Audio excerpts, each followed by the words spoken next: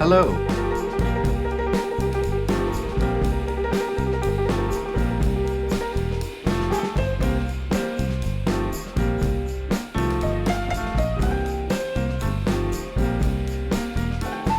Today, I would like to talk to you about a book you might not have heard of. I had never heard of it. So Long, See You Tomorrow by William Maxwell. You would imagine a book with such an intriguing title would have more of a following. Let us begin with the plot. There are two farmers. They are neighbors, and they are the very best of friends. Their names are Lloyd and Clarence. And one day, Clarence goes over to Lloyd's farm, and while he is milking, shoots him dead.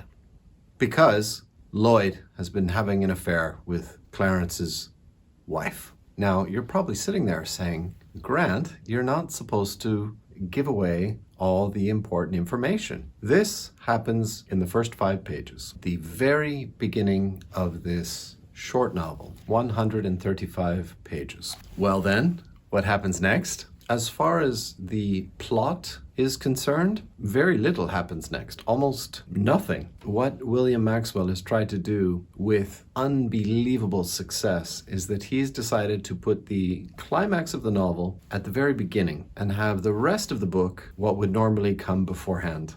All the building up, all the laying of the little clues that we will come to know about. And if you're thinking to yourself, well, isn't that rather boring to have the climax at the beginning and then just to have the rest as this long diminuendo, if that's the right word. I get so fancy when I drink wine. This novel really does something very special to me in the way it is written. Here is the grand moment right at the beginning. Here's what happens. This man kills this man. He doesn't hide from us the fact, the reason why. Well, because he was having an affair with his wife. That all comes out by page 10, and everything that comes afterwards is all of the other characters and the parts that they played in the build-up to that moment. So it's almost as though we get the climax at the beginning, and then he starts adding characters and adding layers towards the climax, which we've already had. So it starts with this great explosion at the beginning of a concert, this big, loud bang. And then all of the orchestra, they begin to play and they begin to harmonize, and it begins to grow, and it begins to accumulate to this beautiful harmony of pieces working together. And it doesn't climax. We've already had the climax, and it just sort of fades away. This short novel is an amazing achievement, like a real work of art. But I always love books, cinema, painting. Painting, of course, painting most especially, is that you have to do it a new way. You have to do it a way that we have not seen before, and you have to try to express yourself as an artist in a way that is new. It is novel. It is fresh. I mean, I believe that is intrinsic to being an artist, is to express yourself in a new fashion. That is at the very core of artistry, is to give people something that they've never seen before. Fashion, architecture, furniture.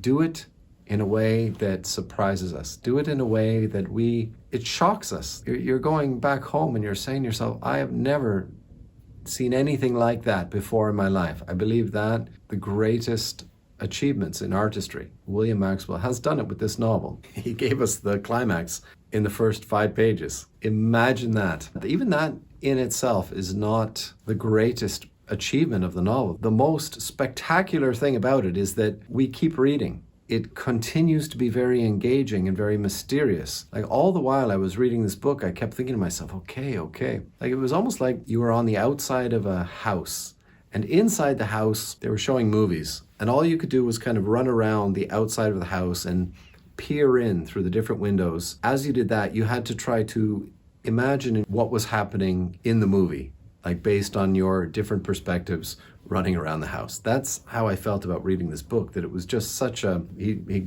reached into the puzzle box, grabbed a handful of pieces, threw them at you, and the ones that you caught, that's your novel. I would like to make a very plain admission. I read this book 1 year ago, and I believe I might have read it a bit too quickly. I'm a bit dismissive of such short novels. 135 pages to me is extremely short. And I can only think of a handful of very short novels that have really had a massive impact on me. One was Calvino's Invisible Cities, and the other one was, the Mexican one? Hang on, I've got them. These two, right here. Look at that. Now, do you think something that small can be amazing literature? Absolutely. Pedro Paramore, 122 pages.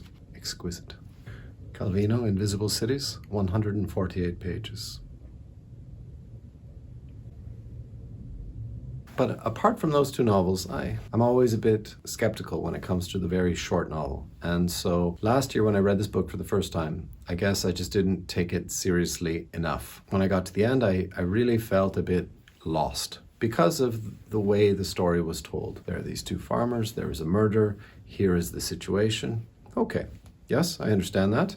Now on page 25, where are we going? And where we go from there is that we are adding quite a lot of new characters are coming in. It becomes imperative that you keep their names straight. I worry a little bit that maybe my memory is becoming faulty. But I really struggled to hang on to the two principal characters, their wives and children, and then all of the other players who kept coming in. Even in a short novel, there is a surprisingly large number of characters. So it's quite important. Let me help you. If you're going to read this novel, you must know Clarence Smith kills Lloyd Wilson. Clarence Smith is the murderer, and he is the cuckold. Lloyd Wilson is the murderee, and he is the adulterer. They both have wives, and even here I begin to start grasping. Clarence Smith's wife is Fern Smith, and Lloyd Wilson's wife is Maria Wilson. Maria. It's mainly Clarence Smith's son, Cletus Smith, who is very, very important. And from there, you need to assemble quite a large cast of secondary characters to know where you are. Paragraph by paragraph, the perspective is changing.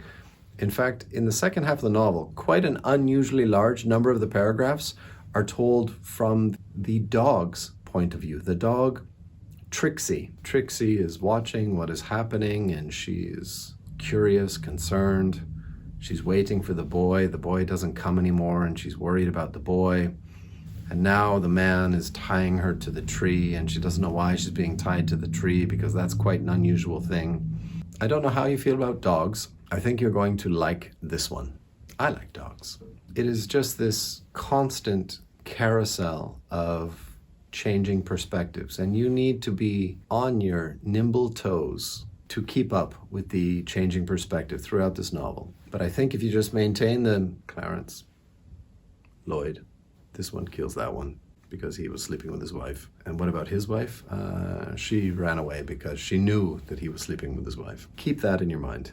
Well, maybe you're a lot better at maintaining your focus than I am. I had to reread this novel because I knew it was genius last year when I read it for the first time, even though I didn't quite get it, because it sort of comes to a very quiet finale, as it would in this very peculiar, unusual style, right? The plainly written style, when it is written in such a subtle, simple way, but it expresses so much so quickly. There is a limit, surely, to what one can demand of one's adolescent self. And to go on feeling guilty about something that happened so long ago is hardly reasonable. I do feel guilty even so, a little, and always will, perhaps, whenever I think about him. But it isn't only my failure that I think about. I also wonder about him, about what happened to him, whether he was spared the sight of his father's drowned body, whether after a while he and his mother were able to look at each other without embarrassment, whether he had as lonely a time as I did when he first moved to Chicago, and whether the series of events that started with the murder of Lloyd Wilson, whether all that finally began to seem less real, more like something he had dreamed, so that instead of being stuck there, he could go on and by the grace of God, lead his own life, undestroyed by what was not his doing. There just doesn't seem to be any extraordinary little bit of anything there, and yet that paragraph, God, like it just fills me up like a cloud of helium. Like, wow, that is gorgeous writing. So plainly put. Right, there's not very much I can say about William Maxwell. I have never heard of him, and I'd never even heard of this book. It was just on one of my lists of those books that you've got to read. And so I went down to Vancouver and I found it, and I thought, all right, $8 for something that short. Oh well, sometimes you've got to pay for it, right? So if you're ever wondering, why do I compulsively, obsessively collect these lists of literature and spend maybe an immoderate amount of money on used novels, and so much of my life reading, is because all of a sudden one day you find something that just is like a lightning strike to your very soul, and it hits you so hard. And even the first time when I read this and I didn't quite get my head around it, I knew that I was in possession of something that was a treasure chest. I don't know who will be able to do this, but I think the best way to read this novel is to read it once and then to immediately read it a second time again. To go back right to the beginning and read the whole novel again. In these 135 pages, there is a surprisingly large number of characters who are playing a part in the story. There's the widow who comes. She lives with, come on, don't get it wrong. She lives with Lloyd Wilson. Once his wife has left him, this widow comes in to keep the house, but she's a terrible housekeeper and she's half blind and she talks all of the time. Lloyd, having hired a housekeeper, is quickly watching his house fall into complete ruin because she's just not capable of doing anything but just talk and talk and talk and talk. But secretly she's thinking, oh, maybe he'll get over his wife one day, and there must be a reason why he invited a woman into his home. And she doesn't add much to the story as a whole, but this splendid character that she's in there as well as all of the other characters. So long. See you tomorrow. Don't let its diminutive size fool you. This is a book you really need to pause and comprehend. Which perspective are we getting in this paragraph? Who is telling their story at this point? What is it adding to the entire story as a whole? Perhaps that's why it is a little bit difficult to read, is because normally we have that build-up towards the climax and we're putting the pieces together waiting for the big explosion. And here we get the explosion first and then we are getting the pieces afterwards. However, isn't that very much like real life? We have the trauma, the crisis, and then afterwards we learn about, so it played out because of that and because of that and because of that. Okay, all right, so that's why that happened. Like we have the event and then we have the making sense of the event afterwards. Anyway, please give it a try. Find it, read it. Thank you very much for watching. This is Grant Loves Books. Take care. Happiness.